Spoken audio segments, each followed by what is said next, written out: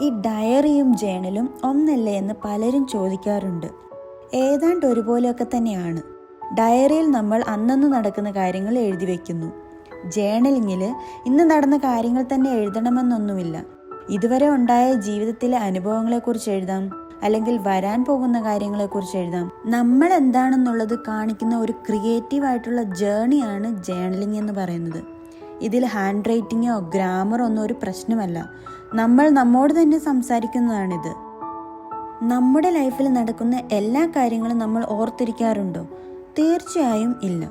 അതൊക്കെ നമ്മൾ ക്രിയേറ്റീവായി നമ്മുടെ ജേണൽ ബുക്കിൽ എഴുതി വെച്ചിട്ടുണ്ടെങ്കിൽ പിന്നീട് കുറെ കാലങ്ങൾ കഴിഞ്ഞിട്ട് വീണ്ടും അതെടുത്ത് വായിക്കുമ്പോൾ നമ്മൾക്കൊരു നൊസ്റ്റാൾജിയൊക്കെ ഫീൽ ചെയ്യും. നിങ്ങൾ ഇതുവരെ ജേണലിംഗ് ഒന്നും സ്റ്റാർട്ട് ചെയ്തിട്ടില്ലെങ്കിൽ ഒന്ന് ചെയ്തു നോക്കൂ. ഇത് മൈൻഡിനെ കുറേയൊക്കെ ഒന്ന് കാം ഡൗൺ ചെയ്യും. നമ്മുടെ ലൈഫിനെ കുറച്ചുകൂടെ ഒന്ന് ഓർഗനൈസ്ഡ് ആക്കാൻ ഇത് വളരെയധികം സഹായിക്കും.